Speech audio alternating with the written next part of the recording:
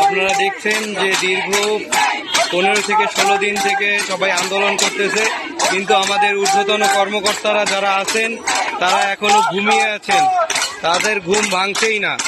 আমরা চাচ্ছি তারা যেন ঘুম থেকে উঠে আমাদের দাবি মেনে নেয় অতি দ্রুত।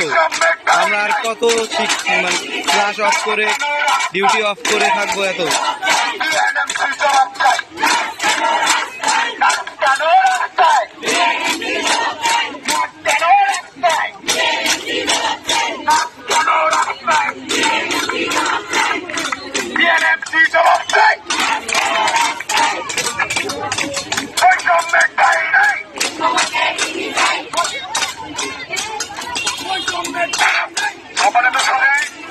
আপনারা দেখছেন যারা এখানে নার্সরা রয়েছেন, ডিপ্লোমা নার্স যারা লেখাপড়া করছেন, তারা আজকে যে মন্ত্রণালয় রয়েছে এবং যারা আজকে নার্সিং যে বিএনএমসি আছে তাদেরকে ঘুম ভাঙানোর জন্য আজকে সত্যকে আমাদের কর্মসূচি করছেন।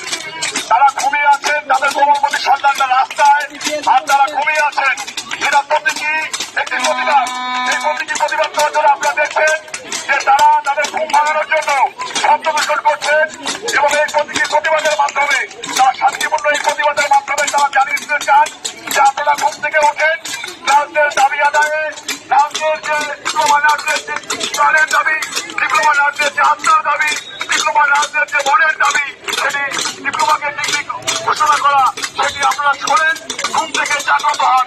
এই ঘুম থেকে তোলার জন্য আজকে এখানকার ছাত্রছাত্রীরা আজকে রংপুরের যে শিক্ষা প্রতিষ্ঠানগুলো রয়েছে তারা এই অভিনব কর্মসূচির আয়োজন করেছে। এই অভিনব কর্মসূচির মাধ্যমে তারা চাচ্ছেন যে ঘুমিয়ে থাকা যে কর্মকর্তারা তারা জাগ্রত হন এবং নার্সদের দাবি আদায়ের জন্য তারা পদক্ষেপ গ্রহণ করুন। আমরা এই অভিনব কর্মসূচি দেখছেন যেটি সারা বিশ্বে ছড়িয়ে যাবে এবং যারা এই নার্সিং পেশার যুক্ত যে সমস্ত হত্যাকর্তারা, যে সমস্ত কর্মকর্তারা জড়িত তাদেরকে জানাতে চায় শান্তিপূর্ণ কর্মসূচির মাধ্যমে এরা এদের দাবি আদায় করবে, ছাত্ররা তাদের দাবি আদায় করবে, ছাত্রীরা তাদের দাবি আদায় করবে এবং দাবি আদায় না হওয়া পর্যন্ত তারা ঘরে ফিরে যাবে না। অভিনব একটি আমরা আন্দোলন দেখছি যে ঘুমিয়ে থাকা যারা কর্মকর্তা এবং যারা স্বাস্থ্য মন্ত্রণালয় রয়েছে, বিএনএমসি রয়েছে এবং যারা নার্সিং সংশ্লিষ্ট কর্মকর্তা রয়েছে তাদের ঘুম ভাঙানোর জন্য এবং এখানে কিন্তু উপস্থিত আছেন নার্সিং যারা কর্মকর্তা তারা কিন্তু একত্রতা জানিয়েছেন। শামীম ভাই উপস্থিত আছেন, সেলিম ভাই উপস্থিত আছেন, এখানে ফরিদ ভাই উপস্থিত আছেন এবং নার্সিং এর যারা রিপ্রেজেন্ট করেন তারা সবাই উপস্থিত আছেন। আমাদের প্রতীকী কর্মসূচি এই প্রতীকী কর্মসূচি কিছুক্ষণের মধ্যে শেষ হবে।